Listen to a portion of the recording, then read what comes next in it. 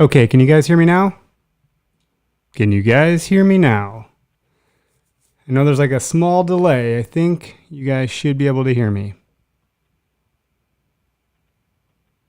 How about now?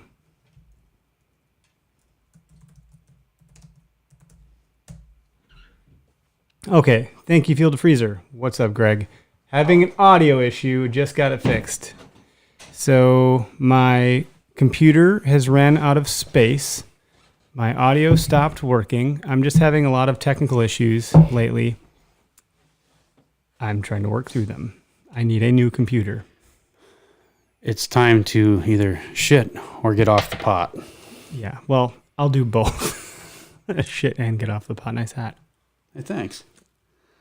Okay, I was saying a bunch of stuff, and I guess nobody could hear me, so that sucks. I was saying go check out William Thompson's Spartan Forge. I was saying I missed a deer on Friday, and I was saying the phone lines are open, so give us a call. And I was saying Greg will be here, and now he's here, so you didn't miss much. Okay. And I did. W2H Rut Club Radio. Rut Club Radio is brought to you by Heated Hunts. Head on over to heatedhunts.com. Use code W2H podcast for 10% off. They make heated scent dispensers. They're pretty neat. They heat up piss. And other things. And other things. But it's like, if you don't know what that is, you're missing out. You're missing out. I recommend the lithium-ion batteries and a charger because it will go through some batteries, some AA's pretty quickly. Yeah, regular alkalines don't last very long in a lot of things, and especially if you're using that thing, even trail cameras. Just for like a 4-hour sit, if you're just sitting there with the hanging, but you're going to burn them out. You're in cooler temperatures, alkalines don't last for long. Yep. So, Zach, I was saying hi to everybody. Levi, what up out of Wyoming? Clayton, what up out of Michigan? Bill Thompson, nice meeting you. I'm glad you got to stop by on your way through. Zach's in the tree right now.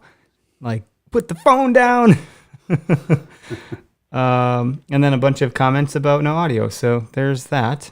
Which is nice. Yep. We don't have it. We set the bar low. We tried to tell you guys, okayest podcast in the Midwest. Well, if we don't have any phone calls, I'm gonna kind of take the reins here. So Friday, we went out. You decided to go sit a spot that we had scouted. Take us through what happened there.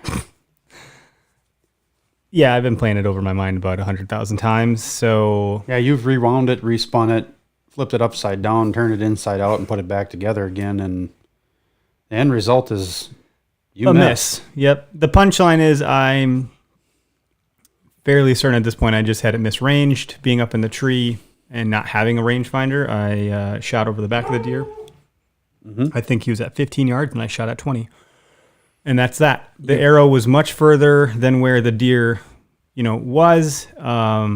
No blood, no fur, no guts, no nothing. Deer ran off, didn't look back once, and just freaking beelined out of there.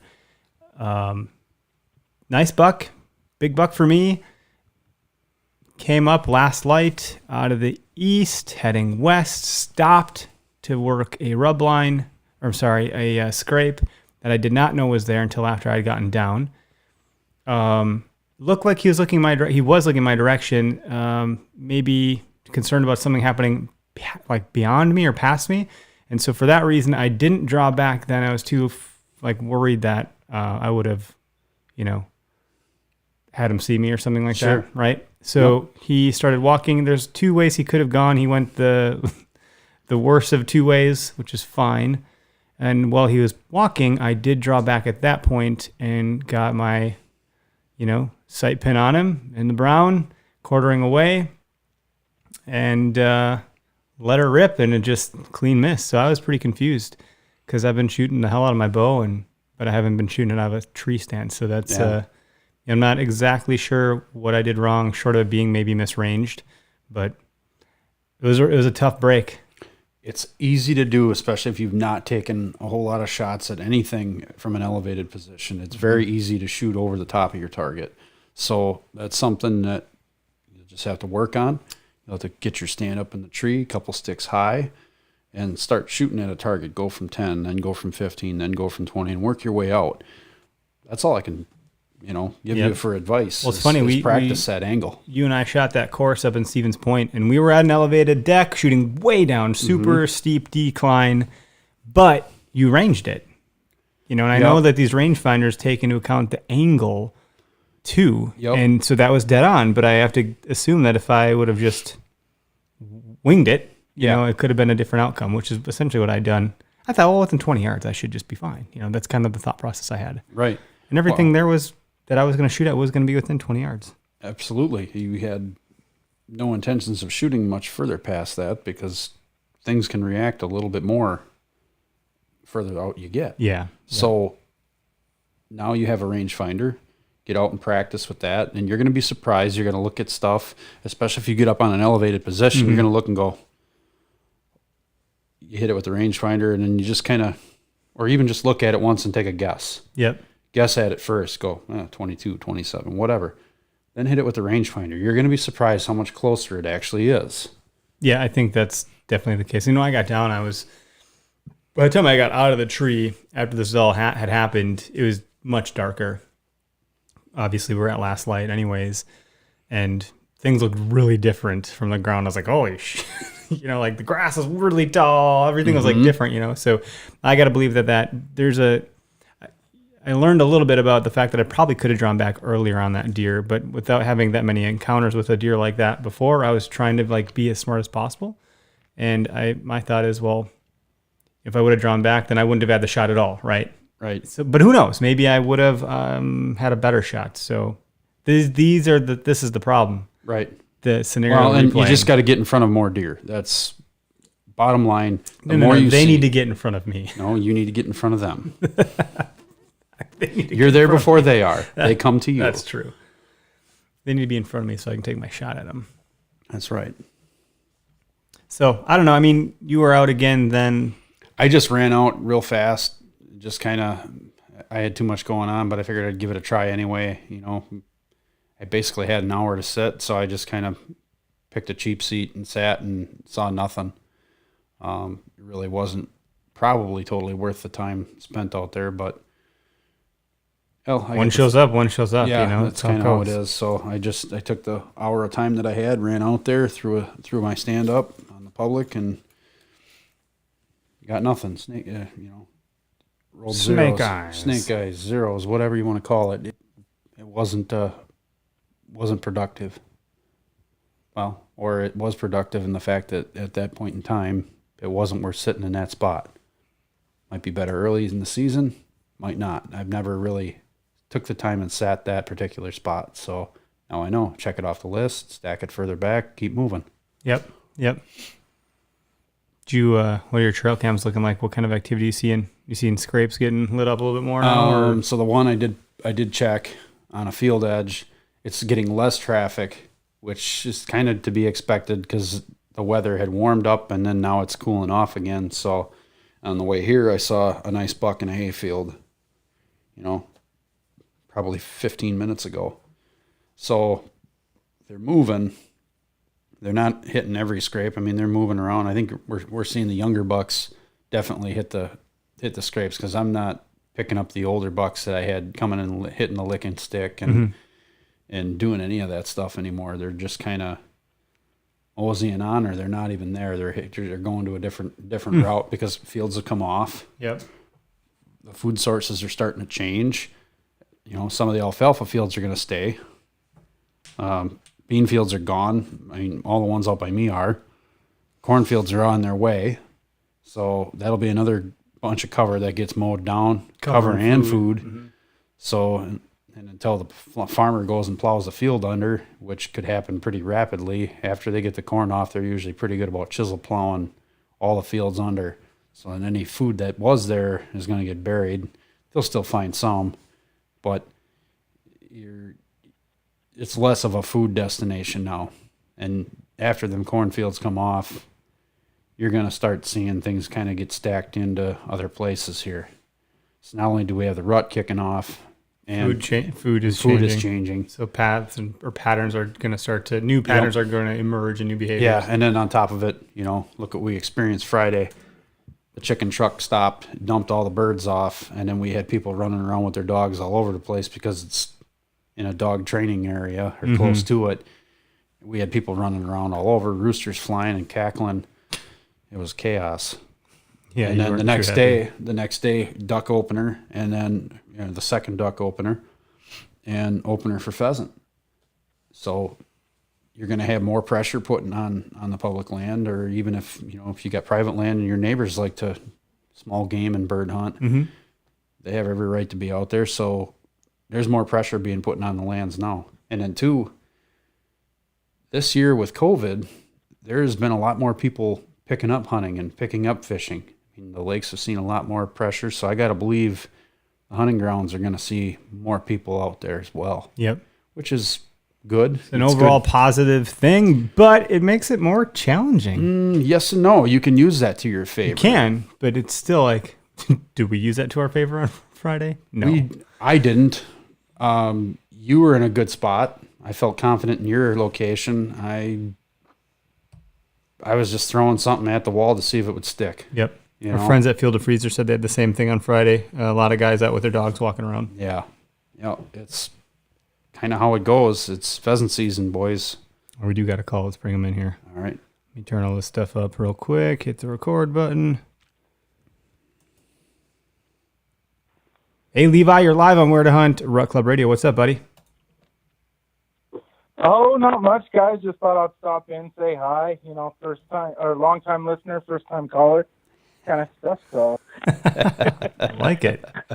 Thanks for calling. Thanks for helping me with my audio issues there. See, I told you our quality sucks. Yeah.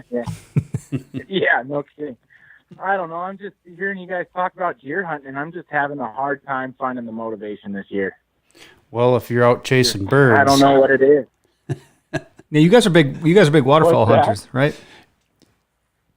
Yeah. But I mean, I grew up big game hunting first and foremost. So, and I sent you guys a picture of the buck that showed up on our trail cam. Yeah, it's a dandy. And whatnot, and for some reason, I'm still not finding the motivation. Well, and if you're more of a rut hunter, I mean, I don't know. I would imagine your rut kind of takes off like ours does, and end of October, November is when things really start rocking and rolling. Yeah. And you're in a good time of the year right now to be chasing ducks, so I get it.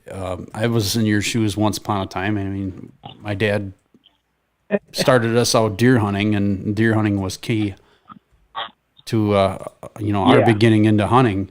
He didn't really take us into get us into waterfowl or pheasant or small game much. And then I got into waterfowl with a buddy and kind of sat back on deer hunting a little bit. I didn't really do much of it, but I had a lot of fun with the waterfowl and learned something new. So it's kind of hard to give up something when you're successful at it. And, and you're having a blast. And if you got a good crew of guys to go with.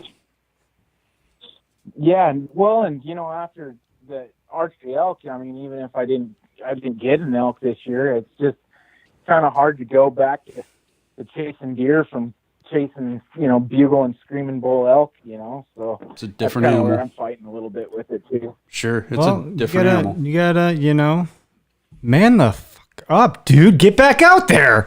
What are you talking about? Do I gotta come over there and slap you a little bit? No, come on. I think we need to load our trucks up and go out there. You just gotta get out there and it'll be fine. You'll be fine.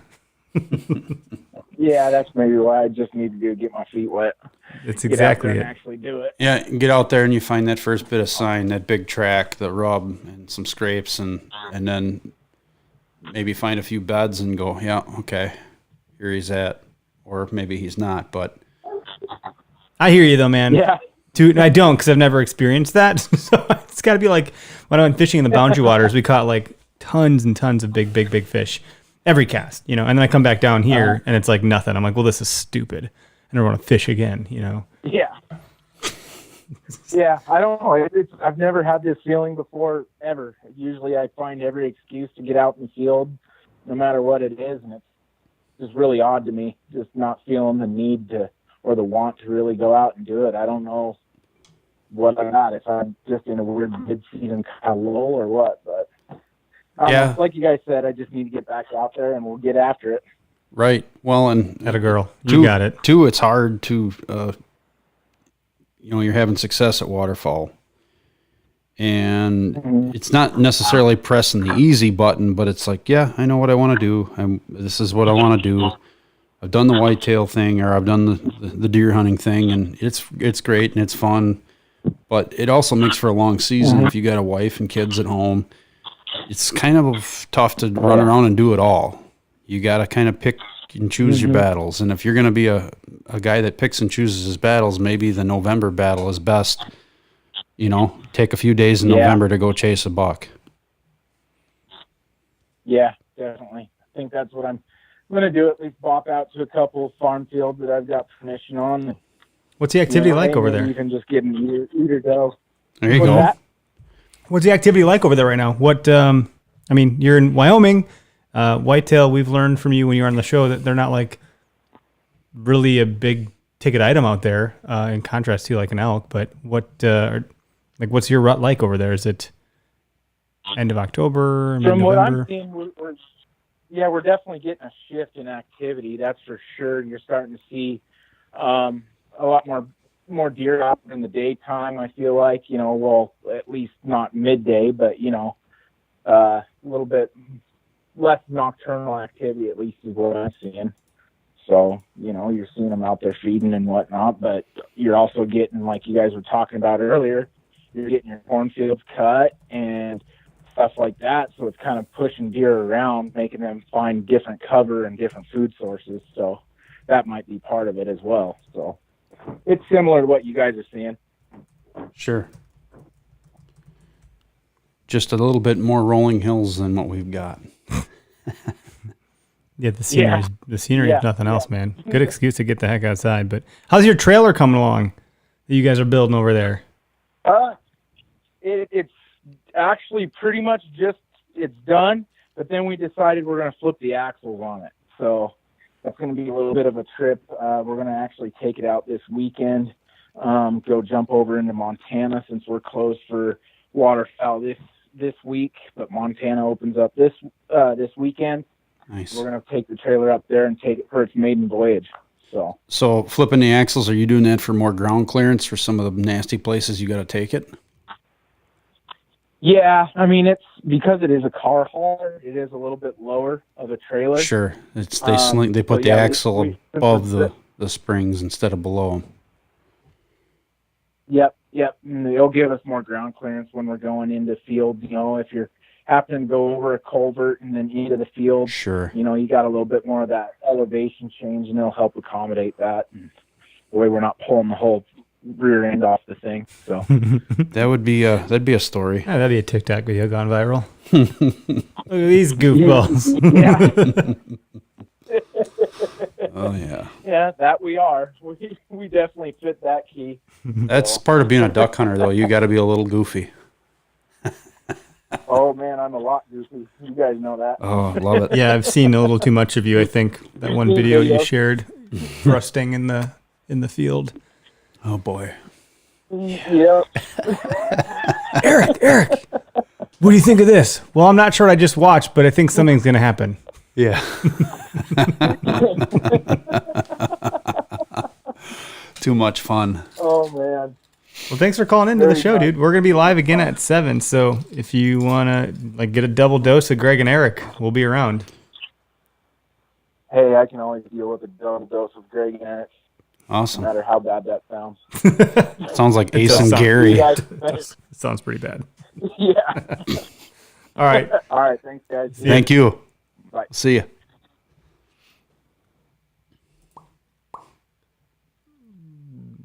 There he goes. Okay. That was fun. For those of you that don't know, Levi's with an outfit called Poland Feathers out of Wyoming. They often do drawings to win a hunt with them. Now, based on the context of the conversation we just had, you might want to second guess that, but sounds like their trailer will be ready for that kind of stuff. High quality entertainment. Their trailer will be ready. More ground clearance. Yeah, okay. Sure. Better not find a bed in that effing trailer. Hey, you could. That's part of the reason you build one of them babies be able to throw some cots in there and take a snooze. A lot of guys hunting as they're watching this. 2 guys said they're in the stand. I would literally eyes on deer right now. So one of them, Chris, said, not a ton of movement tonight, only a few. Last night, on the other hand, it was covered in 15 plus does for an hour and a half. Chris, that's a lot of venison. which state are you hunting and maybe what region? Don't give away your GPS coordinates here. We're not interested in taking your spot. No, just state, southern, middle, northern. That'd be good. And Zach had said he was in the tree. This was 24 minutes ago. Is that Hoheitzel? No, Zach Kumbier. Zach Forgive me, Kumbier? can't say your last name. But he said there's a few does and a small 2-year-old basket 8 out in the cornfield where he's at. Beautiful. So, and it looks like he's in Wisconsin. Chris is not sure where. Maybe Wisconsin. That's all right. So that's cool. I mean, and Clayton out of Michigan sent me a text earlier today with a bunch of doe in a field during daytime. So it seems like This cold front has got them moving, and, Yep. and like we just had a little bit of rain out here, and it's been cold all day yesterday and today. So deer are moving. You know, they're prioritizing their stomach a little more. I think they're burning more calories, but you know that winter coat's on. It's only getting thicker by the day. the forecast for this Friday. So it's like almost 70-some degrees on Thursday. Okay. And it drops down to like 50s on Friday. And there's a rain most of the morning time right up until like early afternoon. On Friday. Seems like a good time to get out. Oh, we Temperature need to drop, go. rain stops, bucks, does. They're going to want to be re-upping their scrapes and getting on their feet after I think I a know where rain. you need to be then. Yeah, I got some thoughts. Okay. And we'll validate them against yours. So No, I want you to go with your gut on this one, and I'm gonna go. I haven't looked at the wind direction yet, though, so that's going to dictate. I'm gonna some get things. out of my head and go do something different. Different spot, different. Greg's going to ditch me. Our walkie-talkies won't work that far away from each other. It's okay. You'll be fine. We don't use walkie-talkies. Do you remember the days of walkie-talkies? Mm-hmm. I do. I do. I remember too. If you'd have to really remember to turn the volume down because you'd hear like, shit, there's a deer right here. Like, damn it! See, Or I you'd never hear used that. them. I never used them deer hunting, but my yeah, we uncle did. and his buddies did, and he's had it screw him up a couple times. So. Yeah. Oh, you could totally mess with people. You could Oh, do yeah. that little alert sound. Oh, bad. Real bad. That's great. Well, unless someone wants to call in like a second, we're going to go ahead and end Rut Club Radio for today. Sorry for the audio problem. I'm glad we got that figured out now, so not later when we have a guest on. And I think everyone was hearing all of the sounds here. Let me just... W2H Rut Club Radio. Yeah, maybe you're not hearing that, actually. I can hear it. No, I don't think the computer is hearing it. More sound problems. Oh yeah, no, the computer's hearing it, I think. Are you guys hearing that music? For those of you that are still in the room. Okay, good. Good. Just checking. Thanks for being my guinea pigs. Appreciate it. All right, everybody, have a good night. We'll be back in a little bit.